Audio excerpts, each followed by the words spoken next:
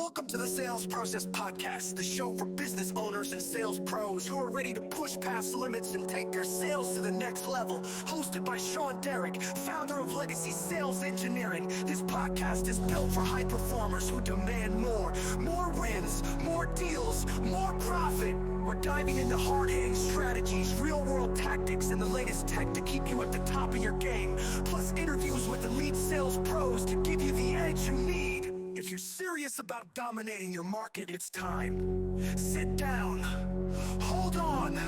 Let's go.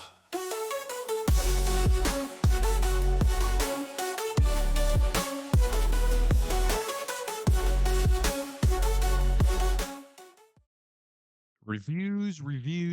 It's all anybody wants to talk about in business anymore. Why does it matter? Why is it important? That's what we're here for.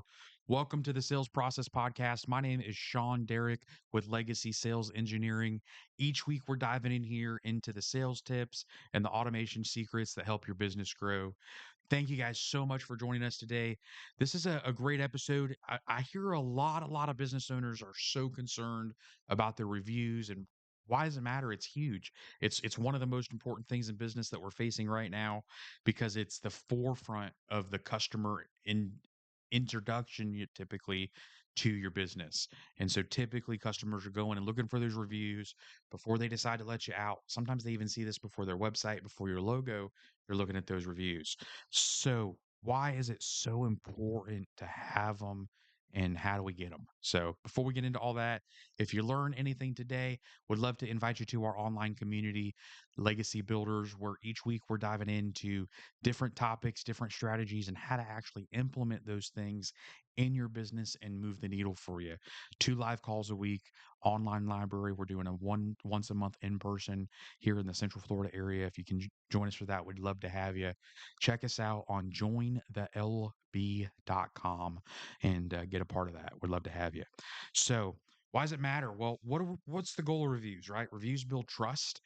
Somebody's looking for your reviews and they know that someone's gone before them. Someone else has trusted you already. Somebody else has already taken the risk of doing business with you first to see if you're trustworthy, if you're going to rip them off and take their money, if you're going to do the things that you said you were going to do, if you communicated well. And so if you've got a whole bunch of reviews, it's really easy for clients to see that you are or you aren't trustworthy based on other people's experience. So it reduces risk for them. It helps them mitigate their risk by doing business with companies that have a good reputation. And if enough people raise their hand and say, hey, this guy did what he said he was going to do, he showed up, his product was good, it worked, I liked him, he was nice. That's pretty impactful when you've got a couple hundred people online giving you a piece of their reputation, because that's really what a review is you're saying, hey, this guy was so good that I'm willing to put my name, my face, my Google profile, whatever. I'm willing to put my reputation behind his to say that he's trustworthy. And so that's why it's so important. It reduces so much risk for that person that is looking for your services when they can verify that you haven't screwed somebody else yet.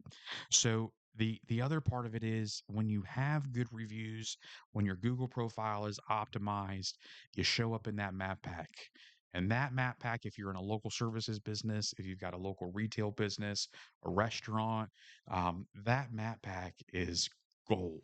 You want to be on that first three in the Google Map Pack every time there's a search. Because now, if you remember a couple years ago, you used to be able to hit search and you'd get 15 people that would show up in that map pack and you would get to scroll through. Now it's just three, and you got to hit the expand button if you want to see more. And so it's even more important to be showing up there in an organic search, almost more than SEO now, because a lot of times clients aren't even going past your people Googling prospects. They're not going past that map pack on Google. They're just going to that map app and picking the person that's got the most reviews. And they might cycle through two or three websites. They might hit expand and hit the next three or four, but typically that's where they're making a decision. And so when you're a brand new business and you're just starting out, getting a built up Google profile is probably one of the fastest ways that you can find new business. It's really, really, really important. And what should your goal be when you're there? Well, 20 reviews seems to be the place that Google really starts to care about you. They start to put you towards in other searches. They index you a little better. I always tell businesses when they come to me and they ask about SEO, if they don't even have 20 Google reviews, I won't even take you on as a client yet for SEO services because it's so important to get to that 20 reviews point. It's really, really vital to be impactful on Google with 20. And if we do take them on, we really, really stress like, hey, you've got to go get some reviews very, very quickly, or the money you're spending with us is not going to be as impactful. And so how do you do that? How do you get more reviews? How do you ask people, "Hey, would you give me a little piece of your reputation because I could use it," right? So, a couple of ways you can do that. The first one is you ask at the point of sale, right? Couple of ways you can do this. You ask the client if you're in a home services business. You ask your techs to ask for a review. Hey, would you do me a favor? It would really help me if you would just go on and leave a review and you might even incentivize that tech to say, hey, if a customer puts your name in the review at the end of the month, we're going to pick the person with the most reviews that they're mentioned in, and we're going to give them a weekend at the beach with their wife, whatever that looks like. Cost you 200-300 bucks to put somebody in a hotel for 2 nights, and you get in a 30-day period. If you've got a decent sized team, you get a couple dozen, couple hundred reviews. What's it matter, right? That's a good investment. And so figure out a way to incentivize your team to ask for those reviews and move the needle. I'm not a big fan of saying, hey, I'll give you this not much per review. All right. The only reason that that might work is if you've only got one team member. But if you've got two team members, I'm a big believer in the spirit of competition, and I like to do those competitions where it's like, hey, let me throw, typically if I did a per review cost, I'm going to spend $1,000 a month to incentivize my team. Well, let me just take $1,000 and put a trip out there as an incentive to whoever gets the most.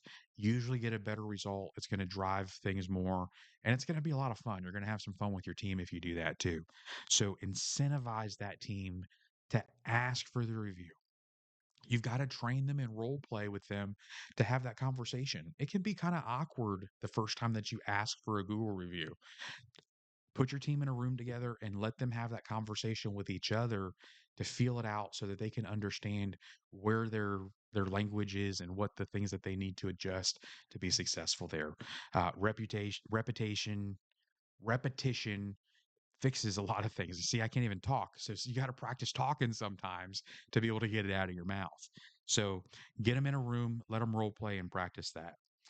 You can give your team member a QR code to scan, and that QR code can link directly to your Google profile.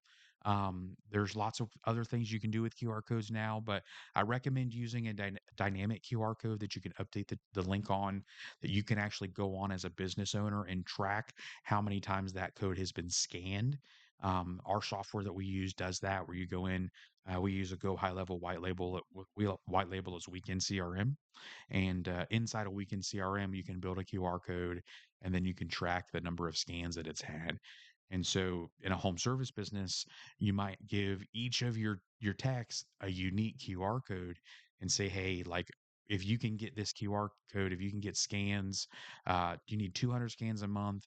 And we'd really like for 50 of those to convert to reviews. So 200 scans a month, 100 reviews. If you can hit that metric, we're going to give you this bonus. And there's some metrics you can do there like that to incentivize reviews too. And then the other option that you've got is to automate your review process. And so inside Weekend CRM, we typically, like in my business, we trigger our review request off of an invoice payment. And so anytime a client pays an invoice, they get a text message and an email from us the first time that asks them to leave us a Google review. Now, in that message, your messaging, your wording is very important. And so what do I mean by that? We typically say something like I in our lawn care company, hey, this is lawn care company, we're just reaching out to say thank you so much for doing business with us. We really appreciate you supporting our small family owned business. As a family owned business, reviews are the pillar of our online reputation, and it would mean the world to us if you would take just a few minutes to tell other people about your experience with us. If for any reason we've fallen short of a 5-star review, I would love for you to respond to this message and give us the opportunity to make it right before you gave us less than a 5-star. Thank you for your support and have a great day. Do you think we don't get? I don't think we've ever gotten a bad. We're still at 5 stars on that profile. So you've got to really tailor your messaging there to make people understand how important it is for you to have a 5-star review. And then let them know, hey, it's if we messed up, we want to make it right and own it. Like if you messed up, own it, go fix it. But typically, if you do that, people are much, much more willing to either negate the bad review and say, hey, you know what? I didn't have a great experience the first time, but at least I'm not going to say nothing about it. I'll leave you alone. But even then, a lot of times, if you did make it right, we had one experience where we messed up. We didn't communicate.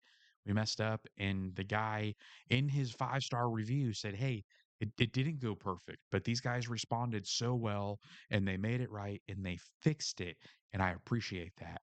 And that tells you a lot about a company when they own their mistakes and they fix things more so than the fact that they've just got a whole bunch of perfect reviews and you're questioning whether they're real or not.